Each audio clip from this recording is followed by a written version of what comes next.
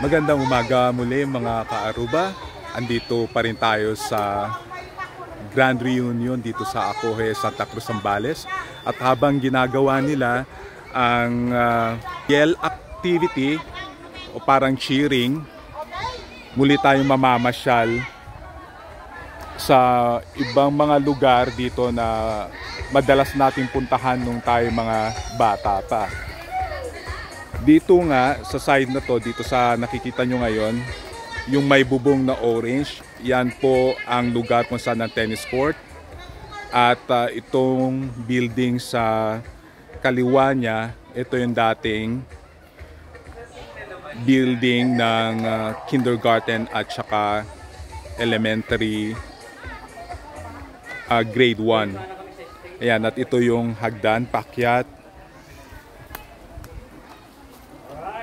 Ayan, at dito rin nakatayo dati ang ilang buildings pa ng Acoje Elementary School. At pero wala na nga yung mga buildings, sa tagal na rin.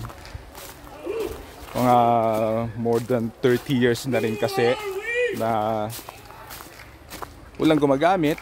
So expected wala na sila. Kung naalala nyo pa, dito nga yung bus ni Ramon Magsaysay.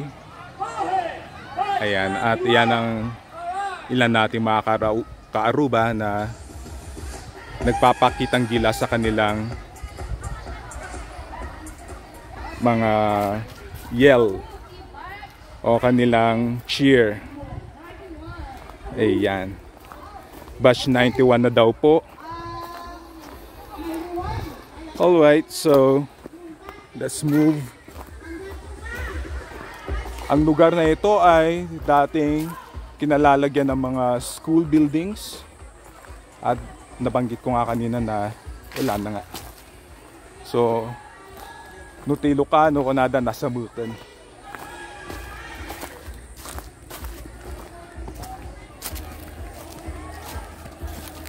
Ito isa pang tennis ground or playground. At andito ang iba nating mga ka-Arubas.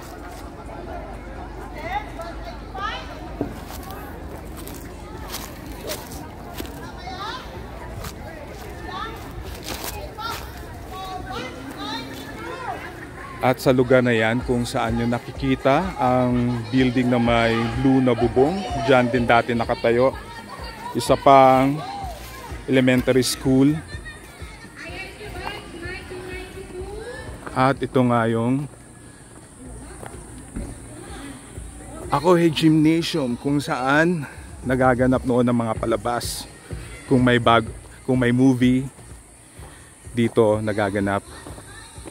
Tignan natin kung ano itsura niya ngayon. So ito ang itsura niya sa labas. Ayan.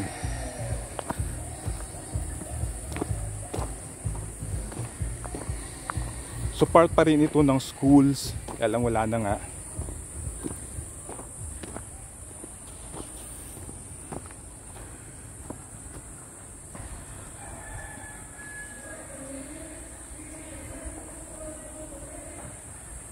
Eto na itsura, at sa taas nga yung pinuntahan natin kahapon. Sa may bandang kanan ko ang yung abandoned hospital.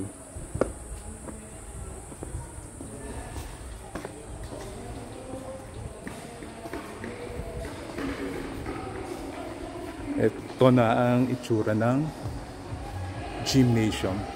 Tagal na rin ito. More than 50 years na. Kaya tignan na, at walang maintenance masyado. Kaya ganito na nga na itsura.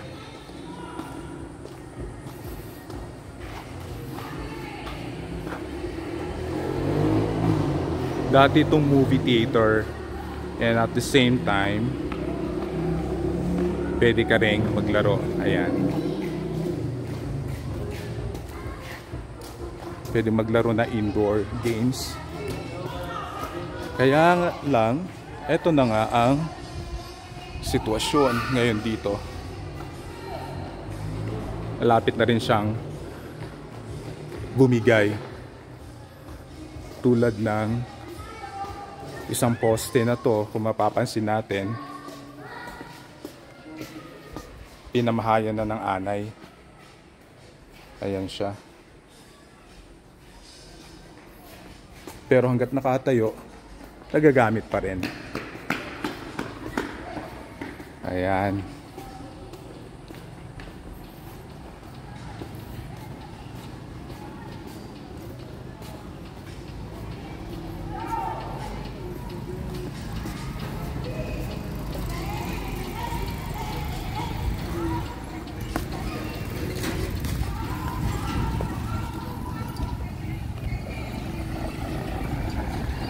At bumababa naman tayo sa kabilang side ng building para pakita ko naman sa inyo yung ibang parte ng residential.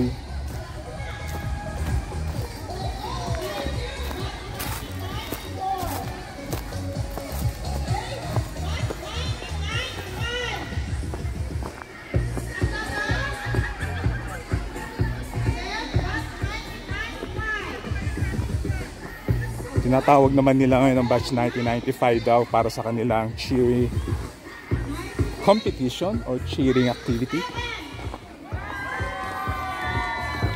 Maraming mga batches ang walang performance.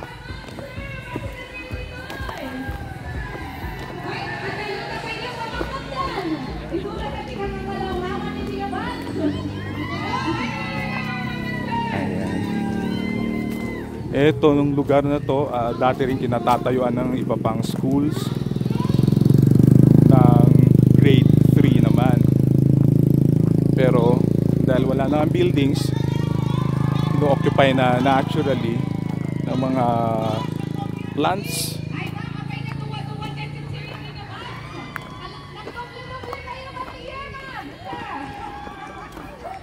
At dito ang dating commissary. Pero isa na siyang residential at sari-sari store.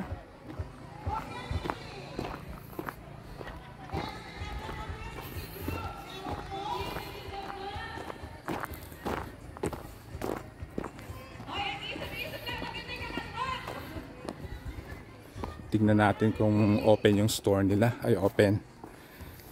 Store ni Gauan. Okay. At kung na-miss ninyo, ang hagdan na ito yung hagdan paakyat naman sa Catholic Church or Catholic Chapel. At kasalukuyan nga natin inaakyat para yun ang susunod nating destinasyon.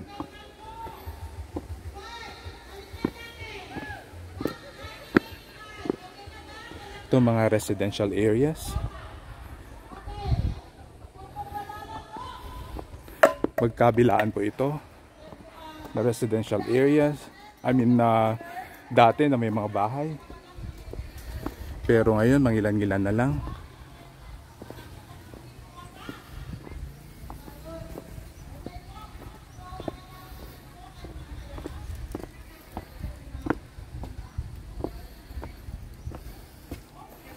Pati yung ating hagdan na hindi na masyadong nami-maintain, bumibigyan na yung iba.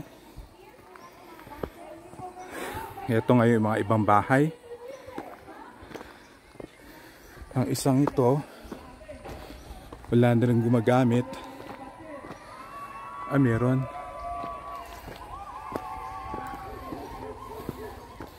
So tuloy lang po tayo sa ating paglakad.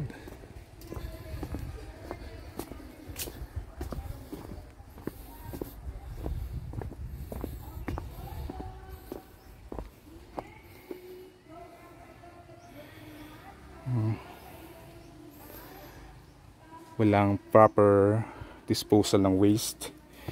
Kanya-kanyang hukay o kanya-kanyang sunog ng kanilang mga basura. Ito ang isang sample na bumibigay na itong hagdan na to. Siguro ilang bagyo, 2-3 bagyo, o hindi naman siguro, pwede nang bumigay ang hagdan. Ayan. Ito pa rin ang ilang mga bahay no occupied. Ito ang staff house area.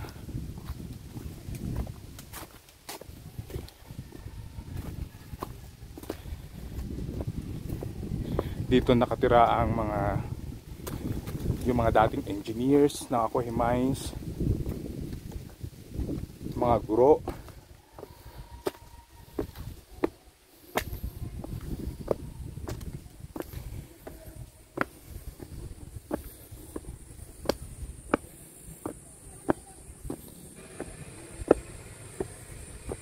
At nandito na nga tayo sa ating church.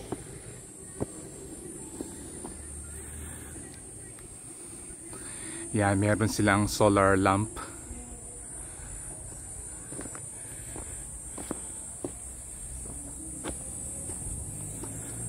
At ang isa sa mga makasaysayang bell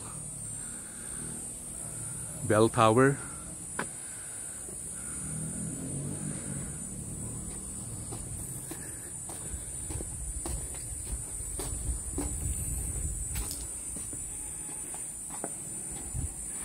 At andito na nga tayo sa loob ng simbahan. Busy ang lahat sa kanilang mga businesses or sa kanila activities or programs. Kaya mag-isa lang po tayo dito.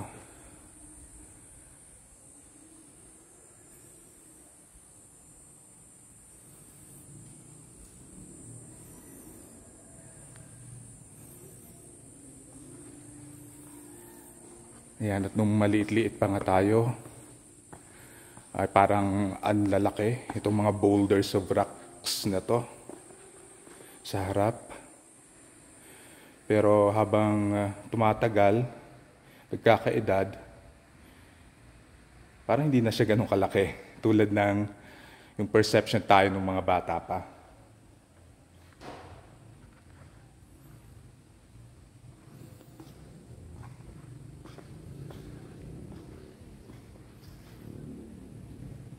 Ito, mga Stations of the Cross. Ayan po. Ulitin nating tignan.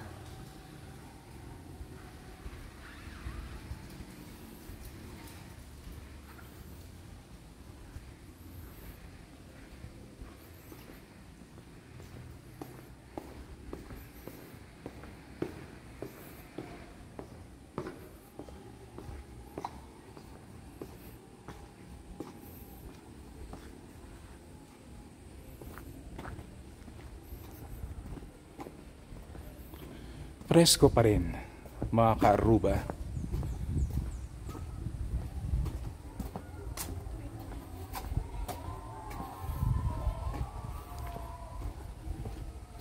Umiikot lang tayo para makita iba pang parte ng simbahan.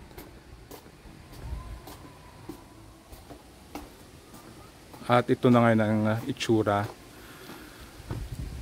nitong statue dito na nakikita nyo dito sa harap ko.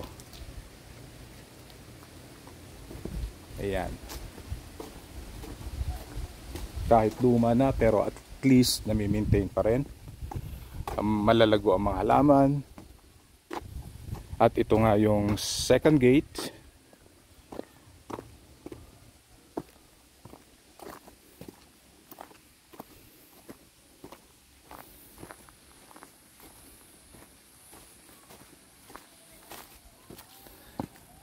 Hello po.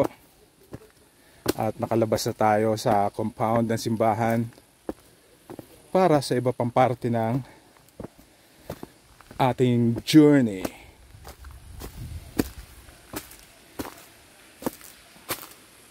Ayan ang tangke natin na nagsusupply ng tubig dito sa area na to. Tangke po ito ng tubig. At kung naririnig nyo, may na kasalukuyan siya nagre-replenish ng tubig. At nabanggit nga nila na ang supply nila ay galing para sa Bulala River. At ito ang itsura ng ibang mga bahay dito. Kabilang sila sa staff house or staff houses.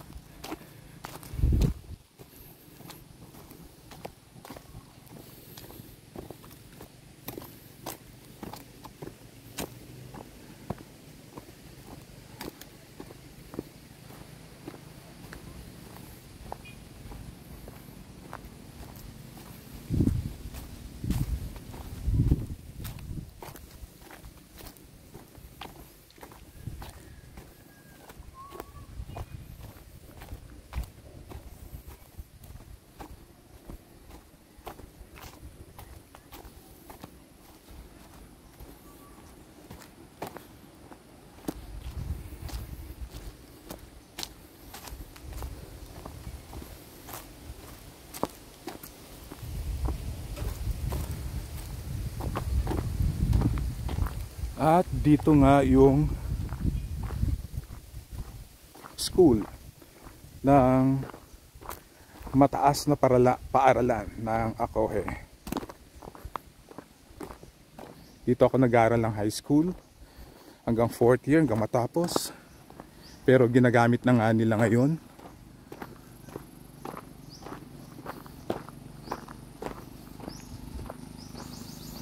bilang elementary school na, kasi yung tulad ng nakita nyo kahapon, yung dating elementary school ay abandoned na, dilapidated na. Kaya dito na ang elementary school na dating high school noon.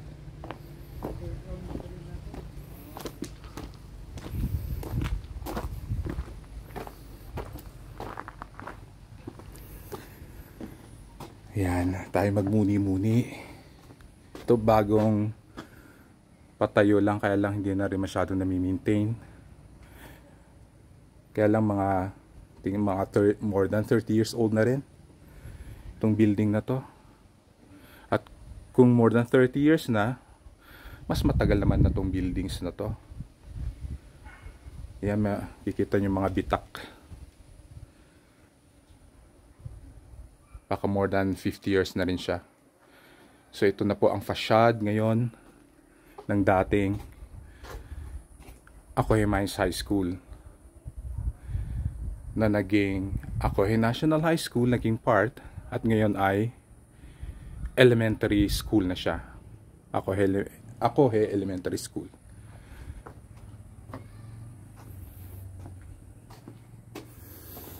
Yan, at labas tayo para masaksihan pa natin ang ibang portions ng ating community.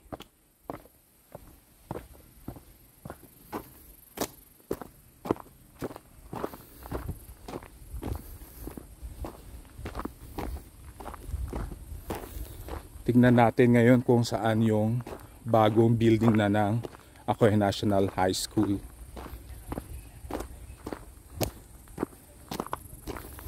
At kung meron mga buildings dito na sira na, umatagal nang wala, meron namang mga bagong pinapatayo. Tulad nitong church o Iglesia ni Cristo building na nakikita nyo ngayon sa ating harapan. Ayan po.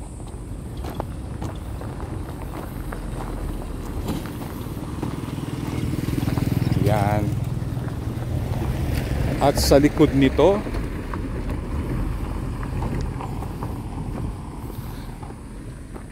ay ang section 4. Tapos sa kabila niya naman ay ang section 5.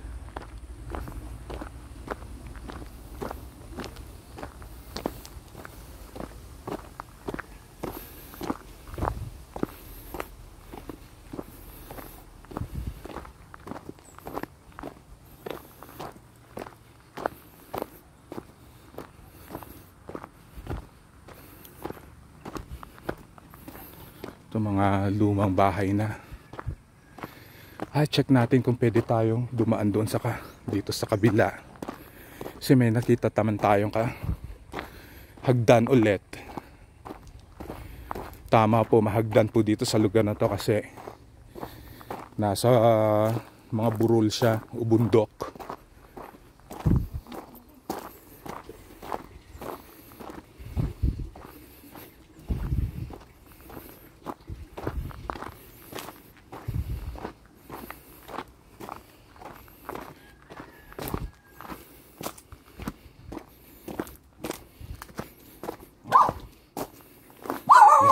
Intruder na tayo.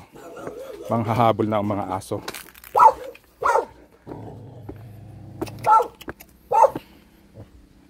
At inaakyat na natin itong hagdan.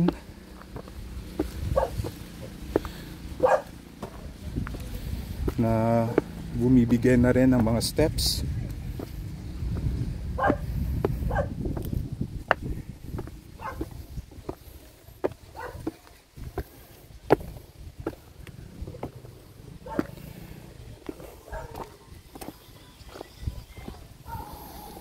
So ito na po itsura ng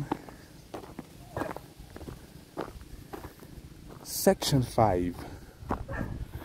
Dito na po siya kung anong mga memories nyo dati dito. Eto, ganito na po ang itsura ngayon. Mas marami ng puno. Sa Ilocano medyo nasamukan.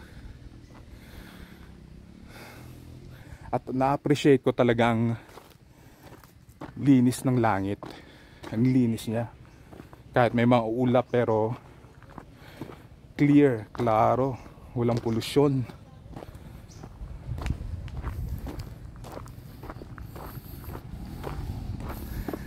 At ito na nga ang bagong Acohen National High School building. Eto na. Nakarating naman na tayo. Close siya ngayon kaya dito lang tayo sa labas ng gate, labas ng kanilang bakod. Ano kayang puno ito? Ayan.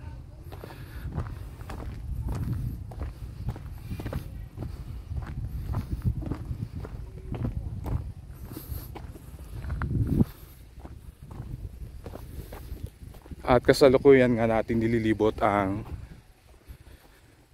lugar ng bagong National High School.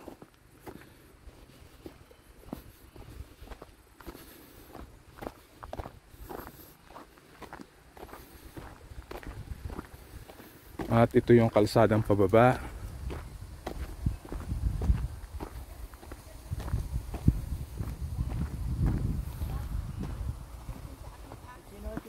Ito.